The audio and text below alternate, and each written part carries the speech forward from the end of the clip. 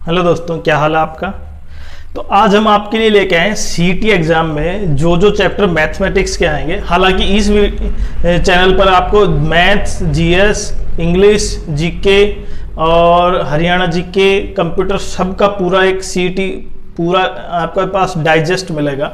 लेकिन आज इस वीडियो में हम विशेष तौर पर केवल मैथ्स के टॉपिक जो सीईटी सिलेबस में दे रखे हैं मैथ्स के, उनके बारे में पढ़ेंगे। तो आज पढ़ते हैं नंबर सिस्टम। और नंबर सिस्टम का मतलब बिल्कुल बेसिक से, जीरो से स्टार्ट करते हैं, जिसको बिल्कुल मैथ नहीं आता उसके लिए। तो सबसे पहले देखते हैं भाई, जब नंबर की बात आती है तो देखो नंबर दो प्रकार के होते हैं। और आप मान के चले जिसको बिल्कुल मैथ नहीं आता वो भी अच्छे ढंग से समझेगा। एक तो होता है रियल नंबर, वास्तविक संख्याएं। एक होता है इमेजिनरी नंबर, अवास्तविक या इमेजिनरी, मतलब हम ये बोल सकते हैं वो रियल नहीं है। जैसे अब रियल नंबर में आपने पढ़ रखा है थोड़ा सा, अब अगर नहीं पढ़ रखा तो भी देखते हैं हम। रियल नंबर में क्या होंगे? Rational number. अभी रियल नंबर होते क्या है वो बताएंगे। रैशनल नंबर और दूसरा होगा एक इर्रेशनल नंबर। एक रैशनल और एक इर्रेशनल। अब रैशनल और इर्रेशनल का डिफरेंस समझें। रैशनल का मतलब वो जो किसी भी फॉर्म में फिल कर सकते हो। जैसे मैं P/Q में हो और Q is not equal to किसके बराबर हो? 0। जैसे मैंने लिख दिया 3, अब इसके नीचे कुछ भी नहीं है तो क्या है? 1 तो है, और 1 किसके बराबर नहीं है? 0 के। तो ये रैशनल है। दूसरी 3, 5, -5 ये सब क्या है? रैशनल है। लेकिन इसको भी डिफाइन करते हैं हम, रैशनल को भी। अब रैशनल में क्या क्या होंगे? एक होगा इंटीजर,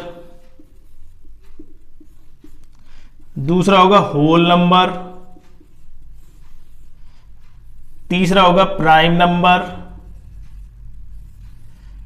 चौथा होगा इसका पार्ट इवन नंबर,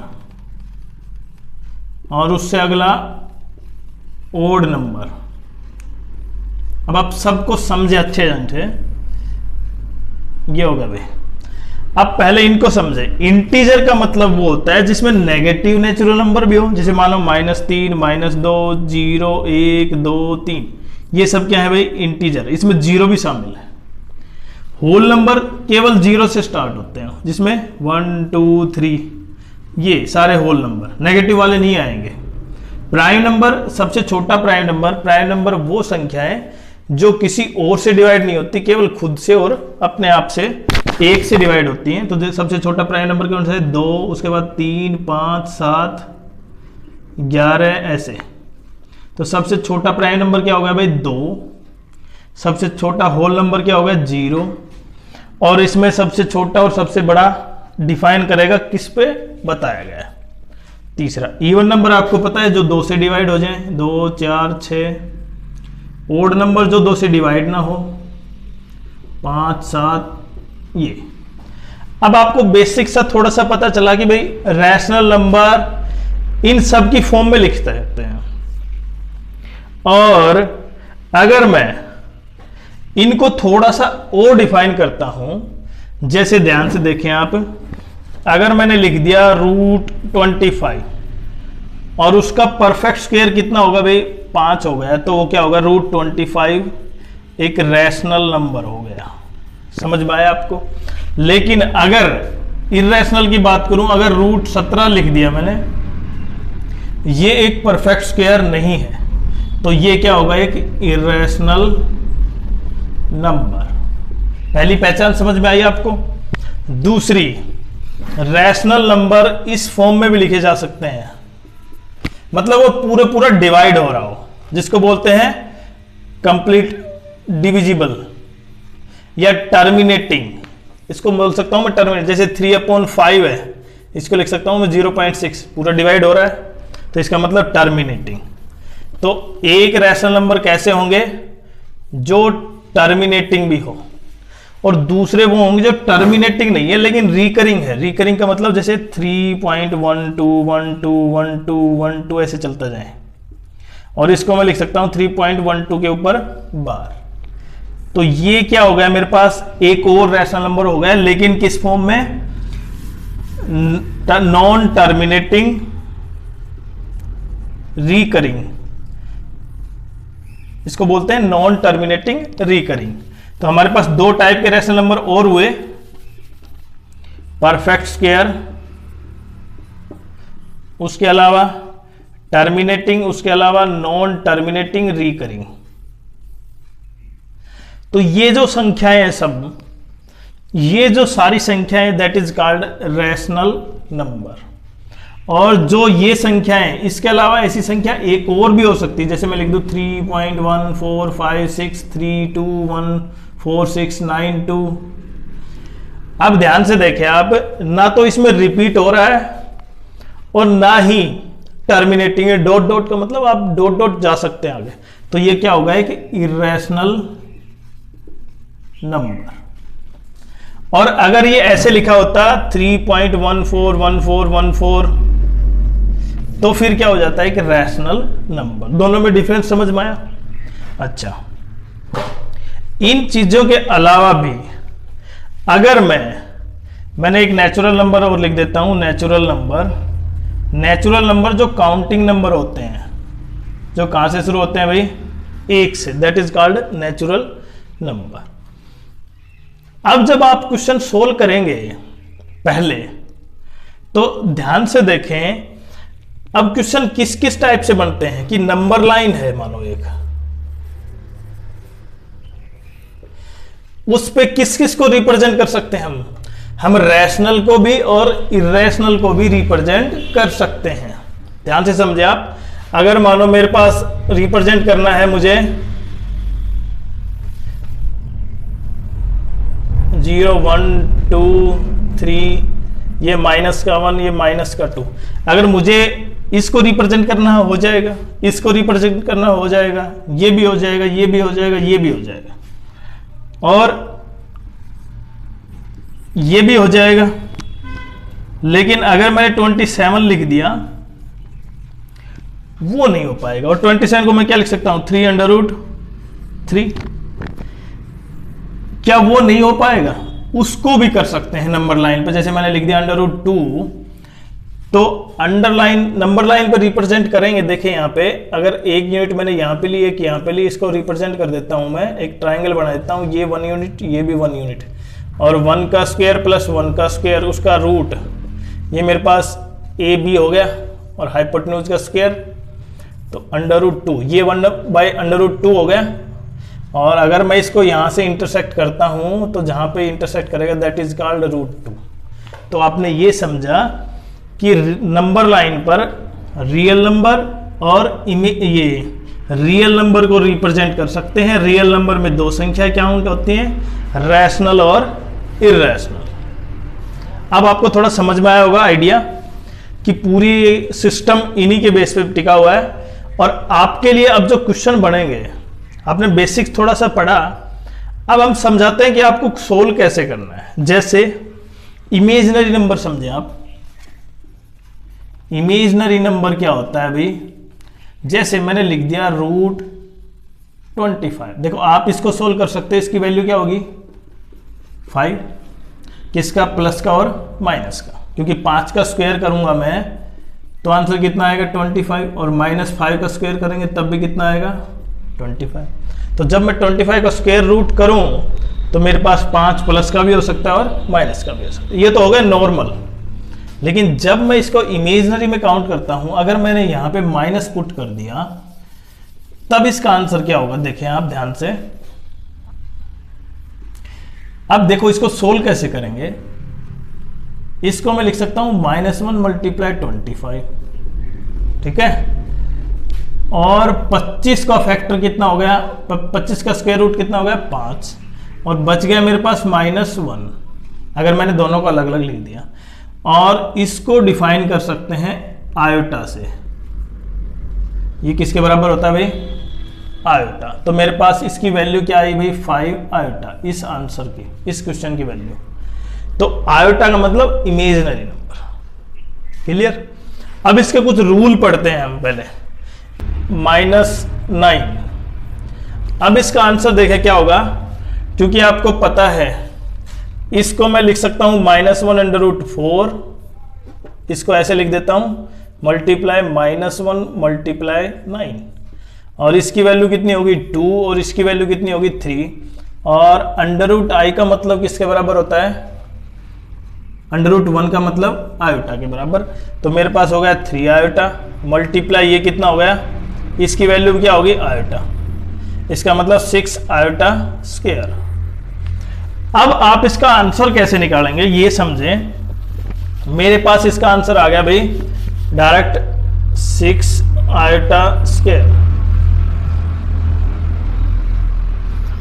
तब आप सोल्व करेंगे कैसे कि आयोटा को, इसको मैं लिख सकता हूं आयोटा, और आयोटा स्क्वायर किसके बराबर होता है भाई -1, आयोटा क्यूब किसके बराबर होता है माइनस आयोटा, और आयोटा की पावर 4 किसके बराबर होती है 1। तो ये जो 4 रूल हैं उसके बेसिस पे हम क्वेश्चन को समझेंगे और सोल्व करेंगे। लेकिन उससे पहले एक बार हम थोड़ा सा, तो अब हमारे पास एक आयोटा से संबंधित समझने के लिए आपके तरीका क्या है उसको समझते हैं। देखिए जब भी आयोटा इस टाइप के क्वेश्चन लिखे हुए हैं तो मैं इसको मल्टीप्लाई करूंगा, आयोटा की पावर कितनी होगी 39, और जब भी आपको लगता है कि 4 से बड़ी वैल्यू है तो आप इसको डिवाइड करो, 39 को 4 से डिवाइड करो भाई, यहां पे कितना आएगा 9 जा 36, तो रिमाइंडर कितना बच गया 3। तो मैं इसको लिख सकता हूं आयोटा की पावर 4 उसकी पावर 9, 9 4 जा 36, और आयोटा की पावर कितनी बच गई 3, और आयोटा 4 किसके बराबर होता है आपको पता है 1 के बराबर। तो मैं यहाँ पे 1 लिख सकता हूँ, तो इसकी वैल्यू कितनी होगी 1 की पावर 9 1, और मल्टीप्लाई आयोटा क्यूब, और आयोटा क्यूब आपको पता है किसके बराबर होता है माइनस आयोटा। तो आंसर कितना होगा भाई माइनस आयोटा। एक सवाल तो ये है, ऐसा ही इसको सोल्व करेंगे हम, मल्टीप्लाई करके 4 से डिवाइड कर देंगे। इसका आंसर क्या होगा देखिए -36 दे रखा है, तो मैं इसको लिख सकता हूं डायरेक्ट 6 आयोटा, ये कितना हो गया 3 आयोटा, और ये 4 आयोटा।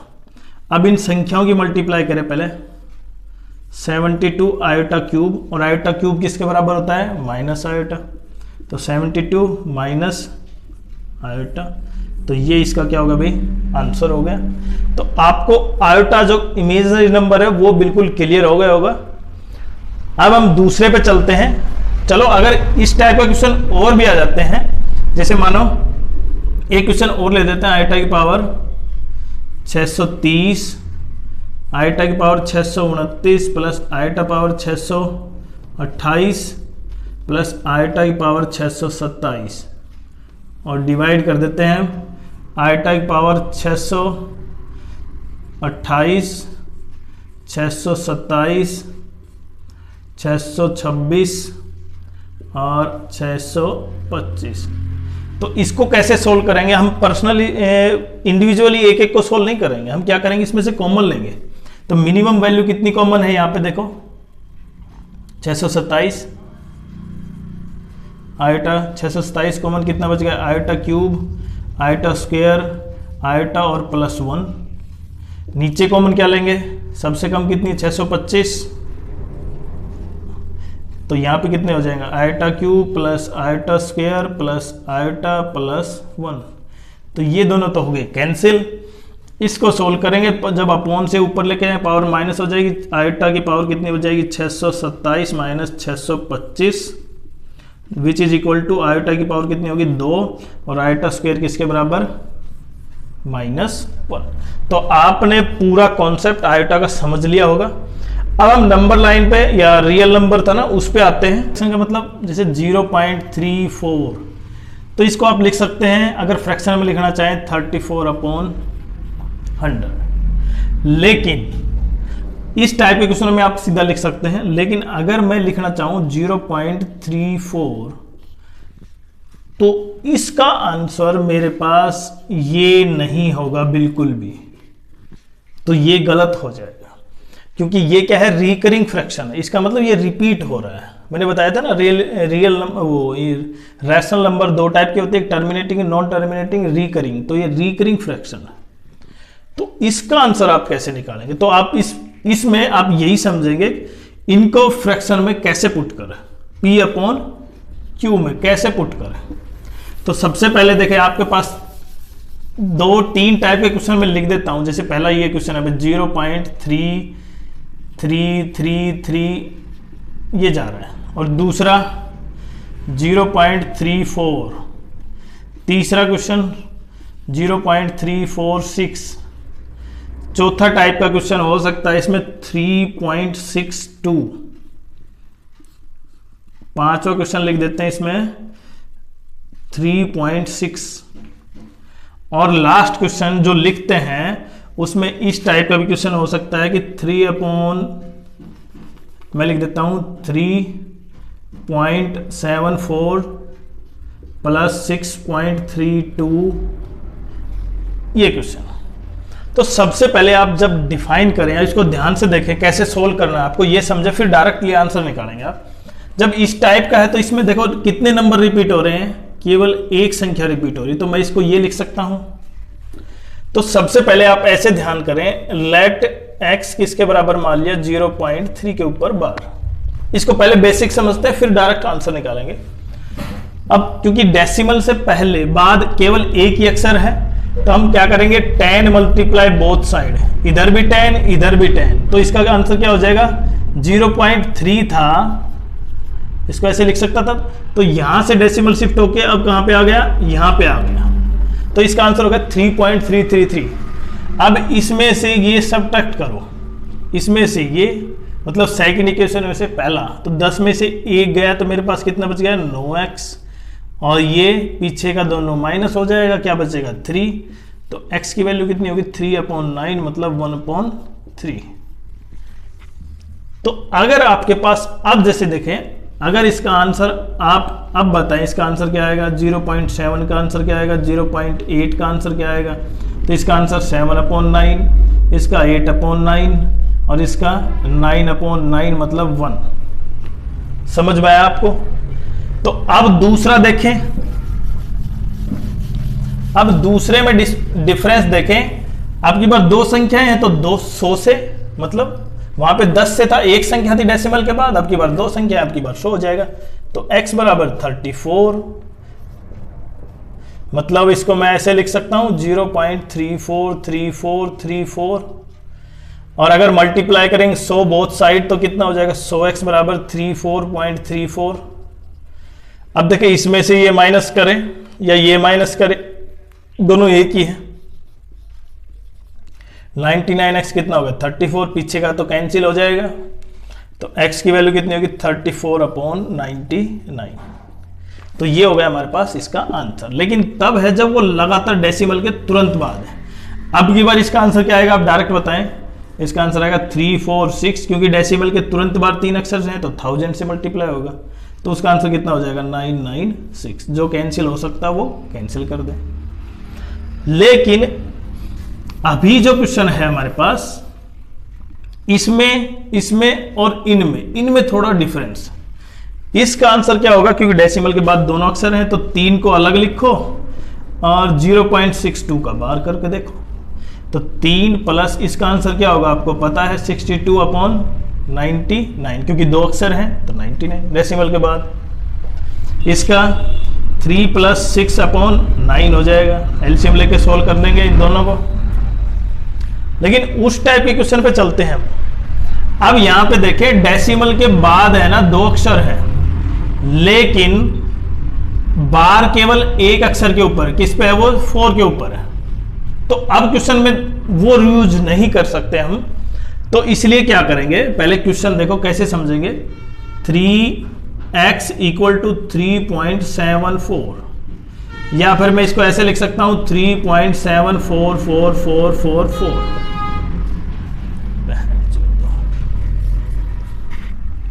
अब क्योंकि डेसिमल देखो रिपीट ये हो रहा है तो डेसिमल से पहले इधर खिसकाएंगे, 10 से मल्टीप्लाई करेंगे हम, 0.4444 हो गया। अब सही हो रहा है। अब क्या कर देंगे हम, अब क्योंकि एक ही अक्षर मतलब मैं इसको ऐसे लिख सकता हूं आपके समझ में, तो देखो इसको अगर 10 से फिर से करेंगे तो कितने हो जाएंगे ये 100x, और ये कितना हो जाएगा 374.44। तो अब इसमें से ये संख्या माइनस करेंगे, ये इक्वेशन माइनस करेंगे, नहीं कि पहली वाली। तो इसका आंसर कितना आ जाएगा भाई 90x, इसमें से ये माइनस कर रहा हूं मैं, और ये कितना हो जाएगा 374 माइनस 37। तो इसका आंसर आया भाई, यहाँ पे 37 माइनस करके देखें, 7 3 और 3 मतलब 337/90। तो इसका आंसर क्या आया ये। अब आप डायरेक्ट बताएं इसका आंसर क्या आएगा, कैसे बता पाएंगे। आपको क्या करना है, पहले इधर डेसिमल जाएगा, फिर उसके बाद कितनी संख्या है डेसिमल के बाद इसके ऊपर 12 एक ही है, फिर भी 10 से होगा। तो इसका आंसर आप 632 में से डायरेक्ट कितना घटाएंगे 63। समझने की कोशिश करें, क्योंकि डेसिमल पहले इधर जाएगा, जैसे इसमें गया 37 ही तो माइनस किया हमने। तो आप डायरेक्ट इसमें से घटाओ, 12 में से 3 गए तो 9, और ये 12 में से गए 6 5 और 5 9 6 9, और डिवाइड किससे हो जाएगा, क्योंकि वो 900 और 10 हो गया ना, तो डिवाइड बाय 90। तो इसका और इसका दोनों का आंसर क्या कर देंगे हम 696,596 में अपॉन 90, उन दोनों का एलसीएम लेकर सोल्व कर देंगे। और फिर से एक बात ये सोचा कि अगर मानो ये डायरेक्ट दे दिया तो इसको फिर से हमें किस में लिखना हो, मान लो कंटिन्यूस रिपीटेशन में लिखना हो, तो फिर इसका आंसर क्या आएगा, आप रिपीट डिवाइड करें और डायरेक्ट आंसर लिख सकते हैं। तो ये था हमारे पास सक्सेसिव डेसिमल फ्रैक्शन, मतलब लगातार रिपीटेशन, नॉन टर्मिनेटिंग रिपीटिंग हो उसका।